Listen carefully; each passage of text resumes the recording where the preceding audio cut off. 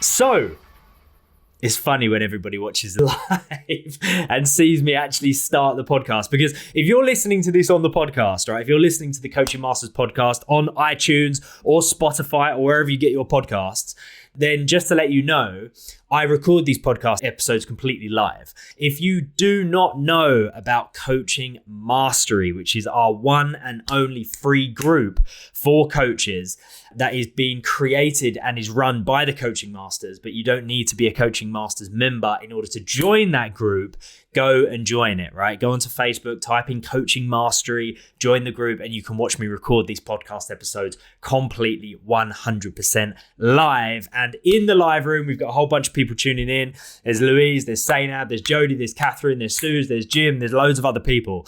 So I wanted to just jump into this today because I've got a feeling that this is going to be a slightly shorter episode of the podcast. And once again, very similar to last week, it's stream of consciousness. You know, I want to start doing more of these ones where I've got a topic in mind and I don't necessarily plan what I'm going to talk about. I don't structure it and I just think about it. Because the thing is, when I do that, I know that there are always these different things that come up that I probably wouldn't have spoken about if I had planned the topic in detail, right? So what I want to be doing way more often now is I want to just be having these stream of consciousness podcast episodes where I've got a topic in mind, I've got something that I want to talk about or something that I'm feeling compelled to talk about, and I just dive into it and we just talk about it, right? Just as a group, as a team, and we get the topic out there.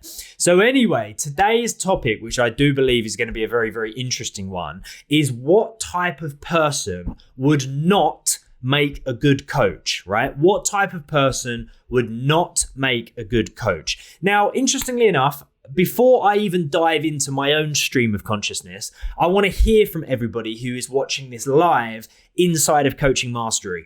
Let me know in the comments, what type of person do you think would not make a good coach?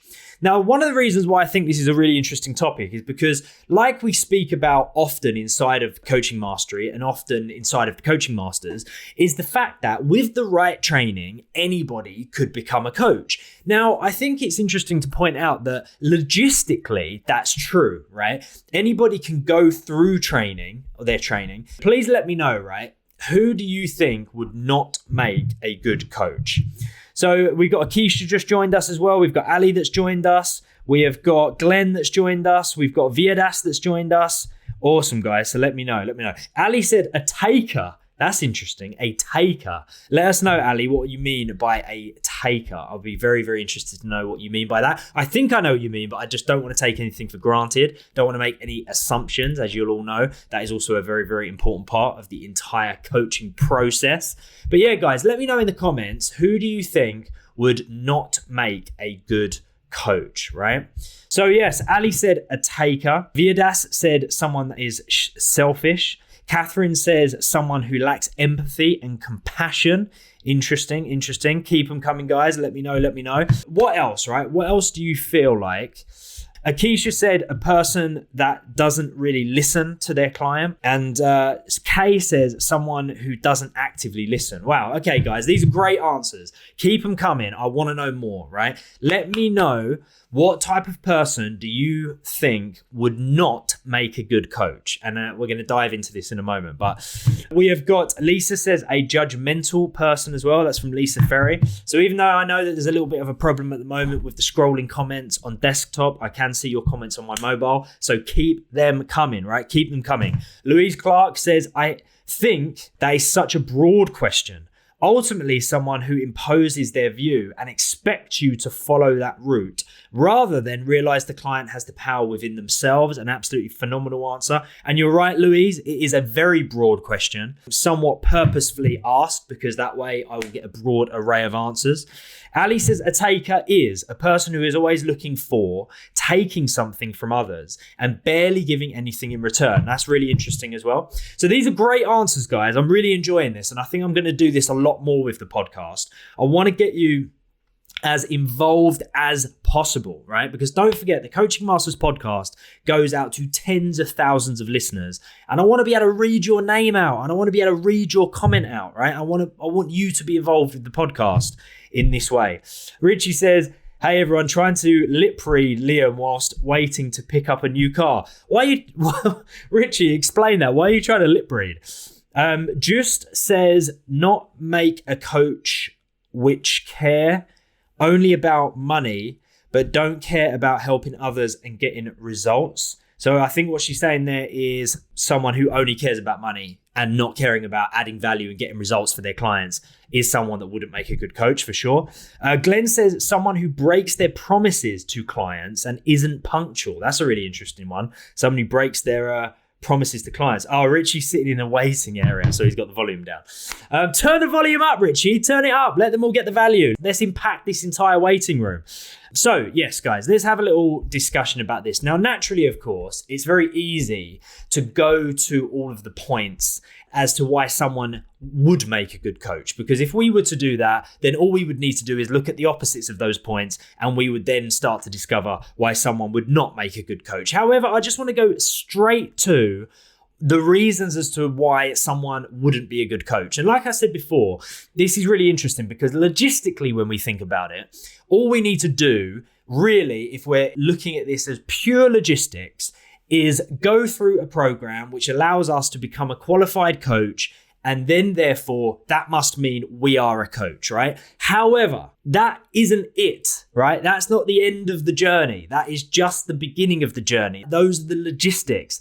That is the certificate. It's the piece of paper. It's the qualification, right? But somebody could choose to go through the process of gaining a qualification and becoming a fully qualified coach. And at the same time, they may also engage in some of the things that we're about to talk about in a moment, which would mean that they're not a good coach, right? So to go back to the question, because I'm always all about the exact articulation of something like this, what type of person would not make a good coach, right? That's the question. What type of person would not make a good coach? So we've had a few really, really good answers there. Now, there is one that really and truly stands out to me above all else. And for those people that listen to the Coaching Masters podcast on a regular basis and for those people that watch these lives, then you're going to notice that there is a little bit of a theme that is formed in terms of something that really, truly gets under my skin.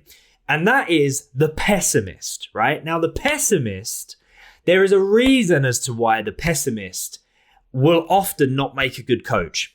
Now, that is because in order to be a good coach, there needs to be one particular belief that we really hold on to very, very strongly. And that is the belief that people can change, right? That is the belief that opportunity is ripe and rife. Is it ripe? Is it rife? Who knows? Someone Google it. Let me know. Anyway, the opportunity is very, very apparent and very, very real within the face of constant growth, transformation, and change. So really, it's one belief that kind of stems off into two different directions, right? There's the belief that people can change, and there is the belief that opportunity is available to all of us in the face of that change. Now, this is why if you're very, very pessimistic, it's going to be really fucking difficult to be a very, very good, very empowering coach, because in reality, you're not going to truly believe that opportunity is there and that it exists and that it is commonplace, whilst at the same time, you'll be questioning the fact that someone may or may not be able to change. So then what you're going to be doing when you've got that kind of mindset is you're going to be truly, truly, truly holding yourself back. There you go. Glenn Keenan in the comments. Rife. Opportunities rife. Ripe. That could work as well though, couldn't it? If an opportunity there is absolutely ripe. Anyway, maybe we'll cling on to that one and we'll trademark it. But yes, opportunity is rife. That is something that people need to truly, truly believe if they're going to be a really, really good coach, because why not? What would be the flip side? What would be the other answer to that? What would be the result of not believing that that was true? Well, the result of not believing that that was true would be us holding our clients back and not giving them everything that we can and not adding maximum value to their lives and not truly and fully believing in them and not pushing them towards their goals, their dreams, their desires, not helping them create a plan for it and not ultimately pushing them forward and driving them forward away from a place in which they are currently stuck, which is what we do as coaches. Because in the back of our mind, we would be questioning that and thinking, yeah, but can they really change? Yeah, but are they really capable of that? Yeah, but are they really going to achieve that goal? Yeah, but are they really going to leave that relationship that's holding them back? Yeah, but are they really going to find themselves? Now, there is this thing that I heard all the time, right, for a long time. And I really hate it. I can't stand it when people really emphasize the word really, right, in the face of when somebody is expressing what it is they want to do, their dreams, their desires, or their intention. When they have an intention of doing something, where someone was to say, you know what I'm going to do? I'm going to achieve this goal. I'm going to go to this place. I'm going to have this experience. And then in response, they get, really? Really? It just makes my skin crawl hearing that. And I can't stand it. That idea comes from the depths of pessimism, right? That voice comes from the depths of pessimism. Really? But are you really going to do that? Do you really want that? Are you sure? What that is that's coming from a place of saying, I don't believe that's possible. And I'm going to reflect that onto you, right? That is one of the worst traits that we can hold on to when we're coaching people, because we need to have a full and firm belief that not only people can change and they can become who they want and they can do what they want and they can go where they want. And if they focus on it, if they create a plan for it, if they break down their barriers, if they drive forward, then they can achieve the things they want to achieve. But we also must have the belief that their opportunity is, thank you, Glenn, rife, right? The opportunity is rife. And that actually there are way more opportunities out there that often present themselves to us that we don't see, hear, or feel based on our own limiting beliefs. We have to have the belief that opportunity is everywhere. And what we're going to do is we're going to help our clients open their eyes to those opportunities and discover those opportunities and therefore go and claim those opportunities. So pessimism is one that kills the coaching process, kills it, right? It dead in its tracks. Now, of course, as part of the coaching process, what we need to be doing is we need to be asking a series of questions that is going to be able to give us and our clients a very full, very rich, well-rounded visual over what it is that client is trying to achieve, i.e. we leave no stone unturned. Therefore, the opposite side of that isn't blind optimism to the point where we believe that something is possible without structure, without a plan, without desire, without drive, without resources, without help from others, without timing, without a little element of luck every so often. It's not that. It's not the belief of having pure, unlimited, I nearly said unadulterated then. I don't know why. I don't even know what that means. Let someone in the comments let me know what unadulterated means. Unadulterated optimism. Anyway, are we still making up terms? So it's not about having limitless optimism in the face of lack of structure, lack of planning, and lack of drive, lack of resources. It's about uncovering every stone in order to discover the things that are needed in order to get us to the place where we want to be, with the belief that you can get your client to the place where they want to be. If there is an element of thinking, yeah, but they can't really do it, that's not really possible, or the really skin-crawling, horrible, really? Oh, God, it really makes my skin crawl. That is just going to hold them back and hold them back and hold them back and hold them back. So first and foremost, what must we have? We must have an absolute desire and belief and feeling and grasp on the fact that those people can change, that our clients sitting in front of us can change their circumstances. We must believe that that is true. We must also believe that they're able to claim any opportunity that they wish to achieve once we have gone through a process of uncovering everything that's involved with that, creating a plan for it, creating a structure, realizing what the resources are, realizing why it's very important to us, why we value it, and then moving forward and taking action. But without the belief that it's even possible in the first place, that is going to be really very, very difficult. Another reason as to why someone would not make a good coach is if they are behaviorally unflexible. Now, what do I mean by that? Now, behavioral flexibility is a very, very, very key trait of a coach. We need to be able to be flexible in our behavior. But what does that mean, and how do we become flexible in our behavior? One can only be flexible in their behavior if we are flexible with our emotions. And we can only be flexible with our emotions if we're flexible with our thoughts. And we can only be flexible with our thoughts if we don't have a fixed mindset. So really having behavioral flexibility, which is a very important trait of an excellent coach, and also a very important trait of someone who is going to yield success in their lives and achieve the levels of, it's really funny because like my mind split off into two directions immediately there. There's success and there's emotion, and the two are intrinsically linked, right? Because the happiest person in the room is the most successful person in the room. The happy bin man is always going to be considered more successful than the miserable millionaire in my eyes, because what's the fucking point? What's the point of having the things, the job, the money, the car, the blah, blah, blah, blah, blah, blah, blah, all of that shit, if you're miserable, right? It doesn't make any sense. But the person who has less, who is utterly happy, they are clearly more successful.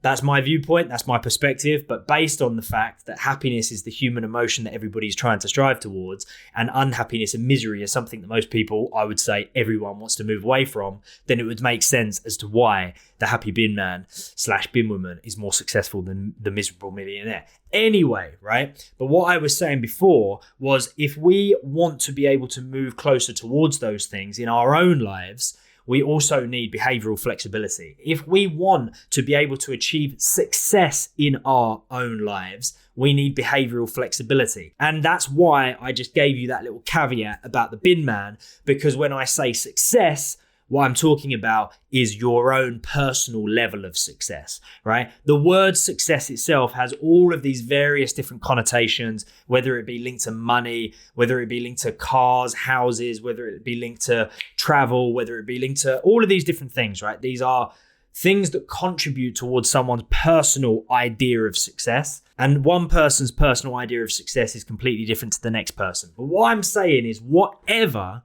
your personal idea or perception of success is for you, not just as a coach, for you as an individual person, for you as a human, it will be much easier for you to achieve that level of success if we have behavioral flexibility. Not only that, it is an excellent trait of an excellent coach, right? So what is it? Well, considering that we've just gone backwards with the formula, right? Reminding you of the all-important formula. Thoughts create feelings, feelings create actions, actions create results, right? And what we want in life are better results. What we've done is we've gone backwards, right? Now, just think about the formula. Thoughts create feelings, feelings create actions, actions create results. Actions is behavior.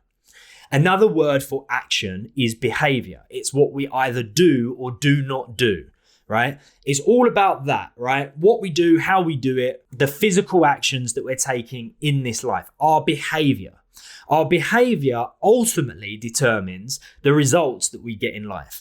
So in order to have behavioral flexibility, we need to have flexibility all the way down the chain. So in order to have behavioral flexibility, we need to have flexibility within our emotions. And in order to have flexibility within our emotions, we've got to have flexibility within our thoughts. And therefore, that means we need to have a growth mindset, a flexible mindset, an open mindset, rather than a fixed mindset. A fixed mindset, I've done an entire podcast episode on what is a fixed mindset, really. I think that's what it's called, with the emphasis of not really with a question mark behind, but really with an explanation mark behind. There are two big differences. But anyway, I've done a whole podcast episode about what fixed mindset really is. So I would definitely go and check that out, but just giving a little bit of a brief kind of insight into it. And this will be very, very brief because I want everybody to go back and listen to that episode. But for those people that have one set perception And that set perception has been given to them based on values and beliefs that have been given to them, based on personal experiences that they've had, based on the other people around them primarily. So one thing that is really, really, really key to know about a fixed mindset is that so many people have a fixed mindset and they choose, right? Because let's never fuck about, right? Subconsciously or consciously, these things are a choice, right? They're always a choice. You are the only person that gets to choose the way that this works and what you think. Now, that should be the most empowering thing in the world. And a lot of the time, it can actually be a very, very scary thing, but it's a choice, right? So whether it's consciously or subconsciously, a lot of people are making the decision and choosing to have this fixed mindset and only think about things in the way that they want to think about them and only see them in the way that they see them, because that's the way it's always been and that's what I believe and that's what I was told, and therefore that's the only thing that I'm going to see. And it's like, fucking hell, man, talk about fixed. But that creates a rigidness, doesn't it? Of course. So like, think about a fixed mindset almost like a plank of wood. What happens when you put a plank of wood under stress and strain? That plank of wood breaks, it snaps in half. And a fixed mindset is very, very similar. When a fixed mindset is challenged, I want everybody to think about that, almost like that fixed mindset is being put under stress, under strain. And what happens to that plank of wood? It snaps in half. And often a fixed mindset can snap in half as well. So what we need to do is we need to soften up that fixed mindset. We need to make sure that it starts to become a lot more flexible, a lot more movable. And that is because if we have a flexible mindset, we are much more willing to accept the ideas and the perceptions and the experiences of other people, with the understanding that everybody on this earth has had a completely different upbringing to us, a different set of experiences, a different set of values. They've seen things, heard things, and felt things completely differently to us. Now, why is this important? This is important because when you become a coach, you are going to be mixing with various different people, various different individuals. Of course, when you really nail the process of building a coaching business in the way that the coaching masters teach it, because bearing in mind that's the way of building a coaching business, then of course you're going to have a niche. And the chances are that a lot of the people inside of that niche are all going to be very similar, hence the reason as to why they're inside of that niche. However, regardless of how specific your niche is, they're still individual human beings. And all of your clients are your entire client base, your entire client list is going to be made up of individual, unique human beings that all have different thoughts, different feelings, different values, different experiences, different fears, different doubts, different hopes, different dreams, different desires, different relationships. They're all completely different. Now, I want you to think about yourself for a second, right? Because this is really important. Everybody that's listening to this live, think about you for a second. Every single time you've ever turned left or turned right throughout your entire life, that means your life has unfolded in a different way than if you had made another decision. And one leads on to another, right? One experience leads on to another, onto another, onto another, right? Every time you've ever turned left or right, every time you've ever said yes or no, every time you've ever stood up or sat down, it has sent your life in a slightly different direction, right? The sliding doors effect. And that means that the life that you lead is 100% completely unique. There is no one else on this planet that has lived life in the way that you lived it, in the exact same way. Even when you've got identical twins, those two individuals are completely different in so many different ways because their lives have gone in two different directions. You can have identical twins that have worn the same clothes every day for their entire lives, live together and even still sleep in bunk beds in the same room right into their 40s, right? Who knows? But they're still going to be completely different human beings because every single small decision that's ever been made has sent them off in a different direction. Why is this important? This is important because regardless of how niche your niche is, we have to have the firm understanding that we're dealing with a unique individual every single time we coach a client. Every single time. Now, how on earth could we possibly be true active listeners, which is what some people said in the comments. Excellent observation. How could we possibly have true empathy, which also came from the comments? How can we truly be givers, which came from the comments? Ali said, you don't want to be a taker. How can we have a true, full, rich attempt at understanding our clients if we have a completely fixed mindset and we have already predetermined and made the decision that the way that we think is the only way to think and the way that we feel is the only way to feel? How could we possibly be able to add maximum value to the lives of our clients if we also believe that the way that we live life and lead life is the only way, right? How could that be done? Just think about the sheer level of different individual human beings that exist on this planet, right? Just think about the difference in everybody. And I'm not just talking about the difference in race, religion, sexuality, age, gender. I'm not talking about those differences only. Those differences they of course contribute towards the differences that exist between human beings. But just think about the sheer level of different experiences that all of those individual people have had within all of those different categories of human that exist. Everyone is so wildly different that we have to have a fully open mind when we step into every single coaching session with the understanding that what we know is not the ultimate truth.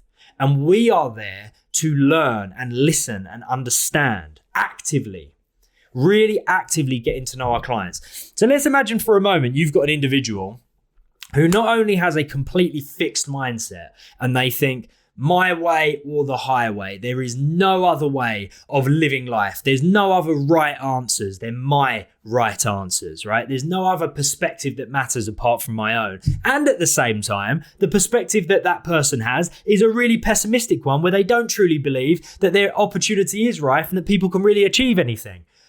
Whew. Fuck me, find another career, find another path because it ain't gonna work, right? So, behavioral flexibility. If we're able to have a completely open mind, then what that allows us to do is it allows us to be very open with our emotions, right? Our emotions will not be fixed. We will not be relentlessly only trying to experience the emotions that we're used to throughout our life, or the things that we know, what we like and what we don't like, and that's it. I'm not willing to explore anything else. And therefore, if we can be emotionally flexible, what that allows us to do is that allows us to deal with situations that previously could have floored us or crushed us, right?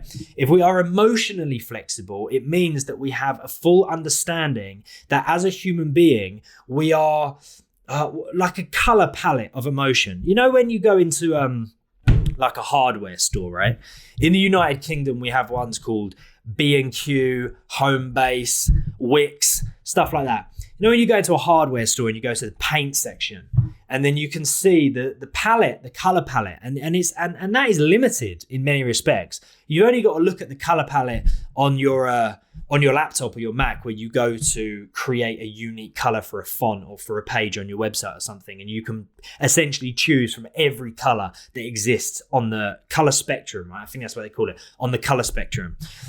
Of course, it's unbelievably vast. Now, as a human being, that is what our emotions are like, right? Our emotions are extremely vast, much like the color spectrum. All different variations, all different shades, all different brightnesses, all different intents. What would that be? Intensiveness, I guess. But anyway, right? So we are very complex human beings, right? We're very complex emotional beings.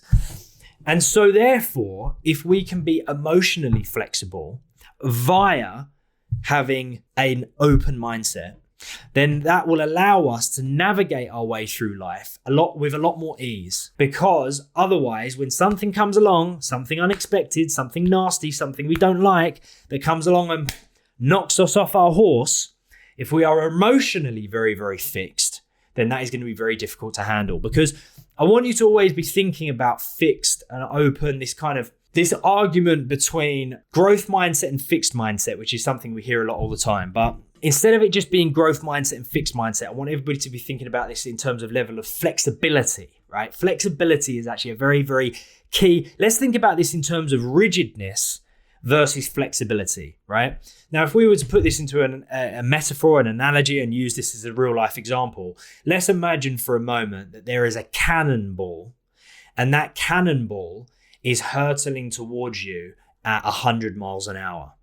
Now, if you were made of stone, that is going to have a very, very, very different effect than if you were made of water, right? Just imagine for a moment as a cannonball is charging its way towards you, 100 miles an hour. If you're made of stone, that thing is going to smash you to pieces, and there will be a very slim chance of you ever having a recovery, right?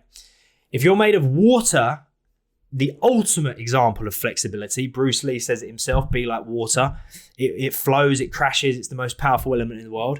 Then that cannonball is going to go straight through you, and you're just going to wrap yourself around it for a few seconds, let it pass, and it's not going to have a long-lasting effect. And within no time, you're back to where you were before, right? When Bruce Lee says be like water, this is what he's talking about.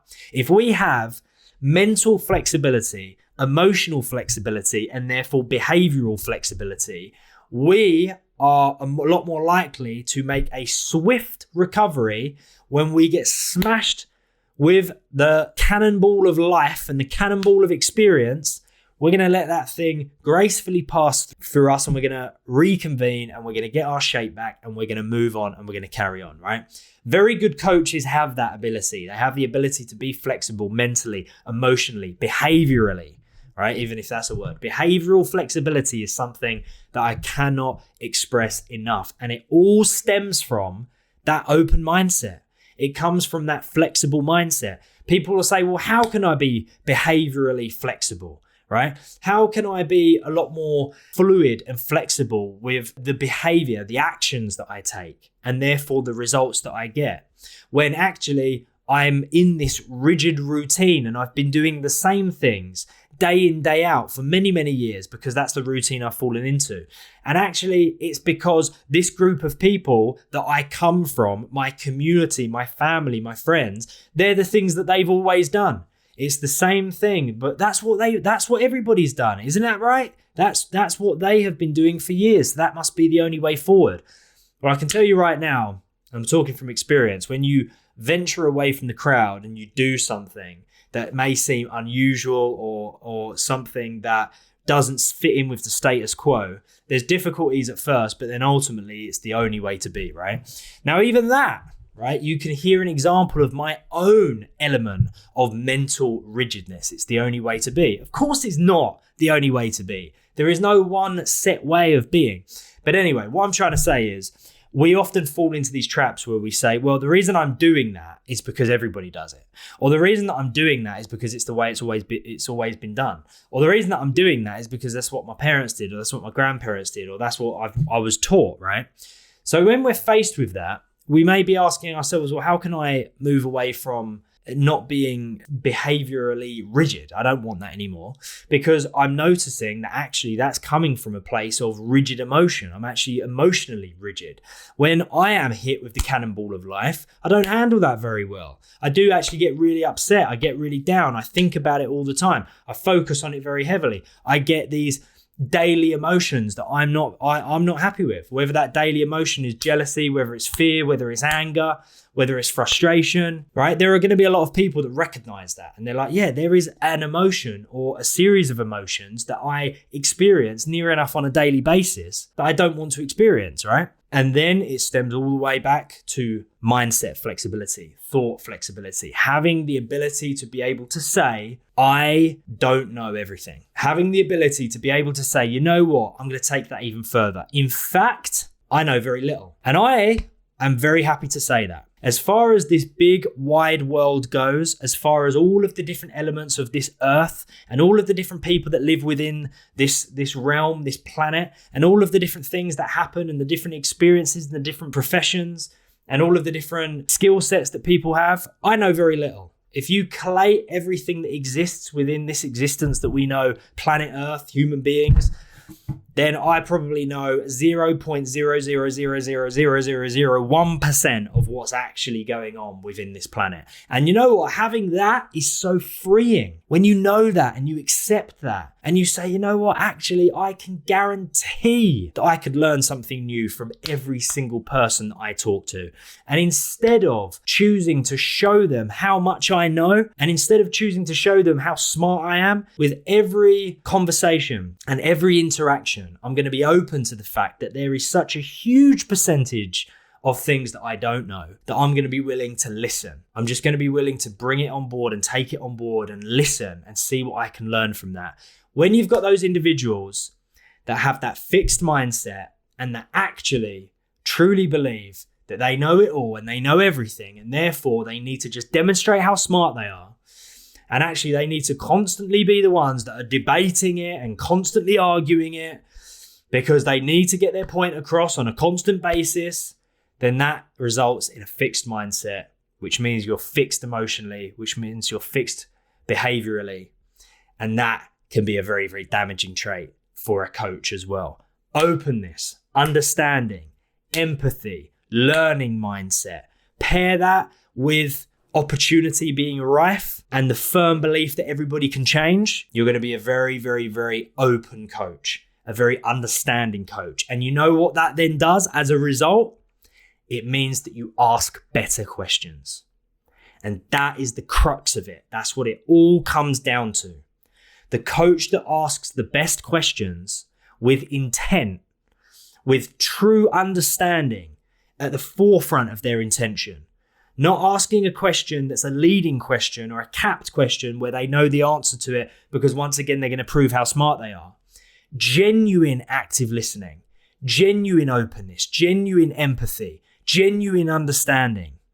Asking questions because you are genuinely interested to know the answer and you genuinely believe that will allow your client to open up a door in their mind because it's something that they hadn't even thought of before, something they hadn't experienced. All of these things, right? Seeing the opportunity, understanding the opportunity is rife, that it's everywhere. We just need to see it. Not being a pessimist, i.e. that means, right? It's one of the worst traits that we can have. Having a full belief that people can change, right? And not having the belief that people are stuck in their ways. Well, it all depends on where you've come from. Well, you got to play the hand you were dealt. But having a full, rich belief that everyone has the possibility and the opportunity to change. Not everybody takes it, right? Not everybody takes it. And for some people, it's a lot easier to change than others, right? For whatever reason. Some people have just a lot more mental blocks than others. However, it's the understanding and the belief that everyone has the opportunity to change, that there is the potential to change. But then ultimately approaching all of these things with that very open, very growth-based, very flexible mindset with a full true understanding that really in the grand scheme of life, we know very little. We're here to learn. We're here to understand. We're here to have empathy. We're here to listen. And therefore, with that genuine desire for understanding, we ask better questions. That person is going to make a very, very good coach. And it's those kind of things that you can't really teach someone. Not really. You know, there's going to be an element of me teaching that here. But when you go through a process of becoming a qualified coach and you learn the tools and you learn the techniques and you start putting them into practice, it's like a lot of people talk about having an edge, right? You got to have an edge. Now, there are steps that you can learn, but at the same time, people can learn those steps and still not get the results that they expected or that they desired. And that's because you got to take the steps. You got to learn the logistics, i.e., in this case, the different tools, techniques, methods that you learn when you first become a coach. But you got to then pair that with the edge. And the edge comes from that true, honest openness, flexibility mindset, and the true belief that that person sitting in front of you can achieve anything.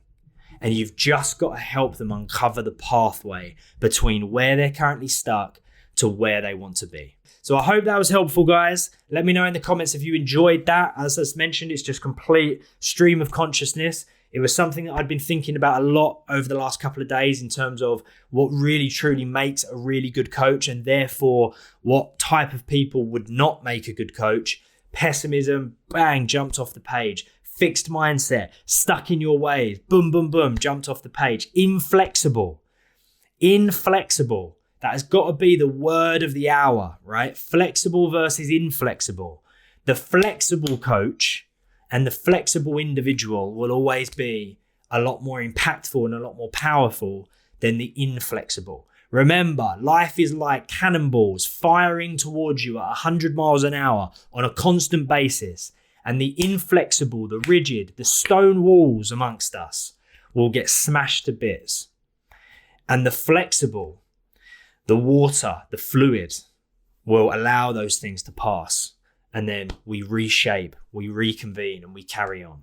I hope that was helpful, guys. I love you all. As always, for those people inside of Coaching Mastery, here at the Coaching Masters, we offer 100% completely free strategy calls with our very, very, very skillful, dedicated team of strategy coaches that can talk to you about becoming a Coaching Masters member, right? It's literally $10 a month to be a Coaching Masters member. And inside of that membership, you get a full coaching foundation certificate, you get a business foundation certificate, you get an NLP foundation certificate. We teach you how to get your first few paying clients. We even teach you the ins and outs of building a course.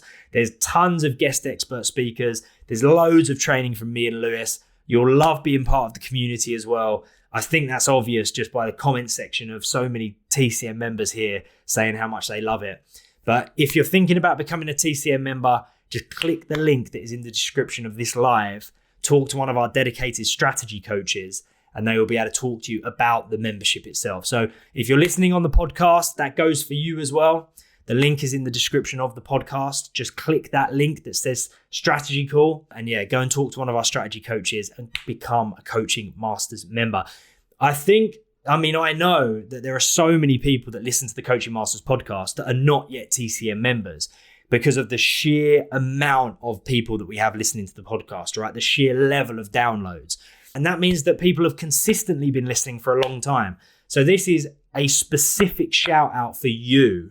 If that's you, if you're listening to the podcast and you've not yet signed up to the Coaching Masters membership, go and do it ASAP. Click the link in the description, book that strategy call, and come and join us. It's $10 a month, and it will send you in the right direction if coaching is something that you want to do in your life, which I know it is, because otherwise you wouldn't be listening.